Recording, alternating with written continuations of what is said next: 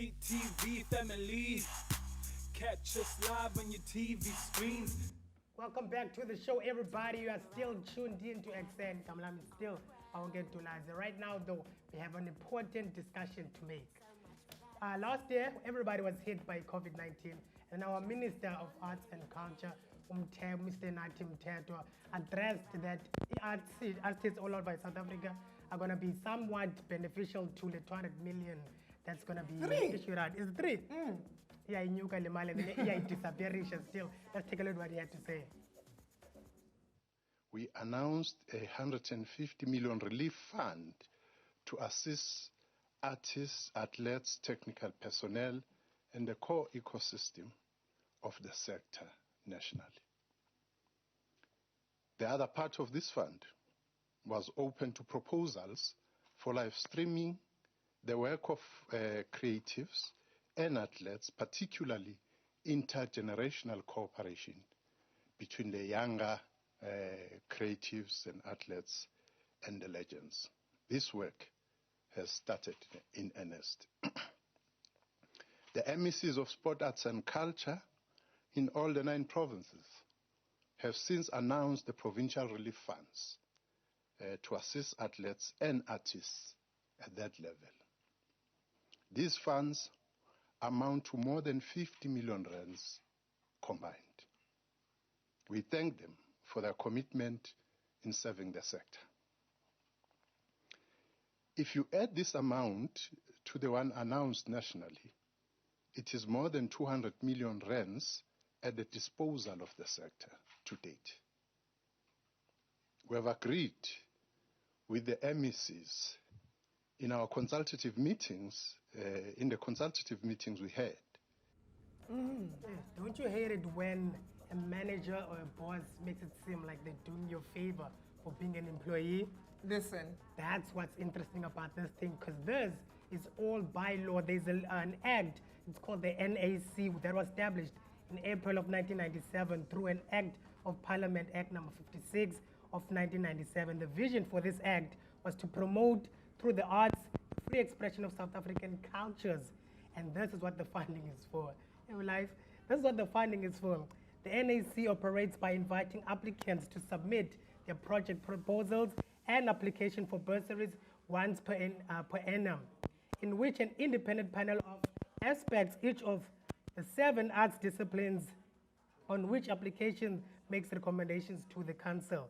The NAC, this is the act, offers financial support to the arts organization and individuals involved with projects in dance, choreography, theater, musical, literature, multidiscipline, visual arts, and craft. Enigmatic is in the studio, ladies and gentlemen. We've got Osamgelo from Sounds of the South. We also have Upro, as well as our resident lawyer, the Chief Whip, Patricia Chikana, and we are here to divulge your topics. The first time, guys, that I heard about the NAC, like was this year, when Ifans just miraculously disappeared. Did any of you know that there's such a thing that exists? As artists, did you guys were you aware of this? Personally, A little beats. Microphone. A little bit aware of it, but never knew what was its function. Sure. I've really got no idea of what's happening. You still have no idea of what is happening, but the likes of Atama Fugata are benefiting from Izinja. Allegedly. Allegedly. Ooh, don't come for me. I don't have money. Don't come sue me. I am not here for that. No, I'm sorry. I'm not sorry, but sorry. As a lawyer, what do you think the problem is? The not miscommunication, the disconnect between that and the artist not being aware of such an act being in existence? I think it's just a matter of not knowing how to fully utilize your profession as an artist. Because I believe that there's some way that they can recognize who is an artist and who isn't. Because I could just come up today and say, I'm an artist, I require some funds from you. But how will I prove that? So I believe there is a board where as artists, you should be registered so that when you need something or when they claim some things, you're part of that. Because right now you cannot go and say, I'm an artist. Is there proof to say that? What proof can you provide? Because when I found out that there was over 200 million, I felt like I fall as a broadcaster, I fall under the artist three. Because when there are gigs, you can't just rock up as I have to, as an MC, announce. Can I say as a broadcaster, I'm an artist and I should benefit from such? Because I feel like, yeah, I won't get a million yana. Hence, I'm saying there are boards where artists who are actually registered. So you should comply with certain requirements for you to fall under that category. Yeah. Because anyone can go there and claim to be an artist. I could just come up and say, I'm a makeup artist, so what am I getting?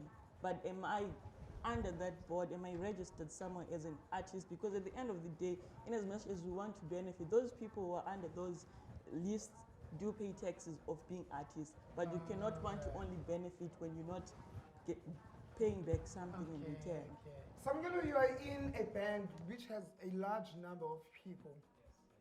Akonomnye wenu beyazi nge-NAC and akonomnye wenu that knew that you could apply for your funds since we're hard by COVID-19. I think we have complied and done whatever is necessary to be registered and to be recognized as artists. And most of artists that I know are registered with some pre-signed stuff, but they are still squeezed because the industry is broken into three industries. One, there is a white-dominated industry where people paint abstract pictures or do abstract art and get fund for that. And there's also a commercial sector of arts where there is a selected few that some of them are affiliated to the regime. And also there's those who are called street artists who are registered. Some of us here, we are seen as resources that one can go and abstract and utilize and throw away when it's done. So problem for us is the setting, it's the system, how it's set up, and how these hierarchies operate. Because you can find a door and enter, but if you are not relevant to the market in the time being, you'll be squeezed. Even if you are registered or not, even if you comply or not. And this has not begun with the pandemic. It's been here since 1994. Black artists have been marginalized.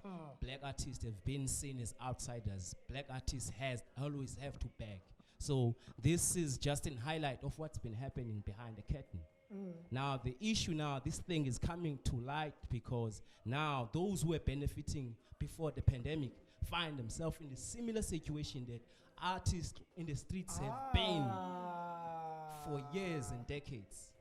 Now everyone is starting to be vocal. That's my point of view. Okay, we'll be vocal just after this quick commercial break. Don't go anywhere. This is Ekse Live. Welcome to CTV family. Catch us live on your TV screen.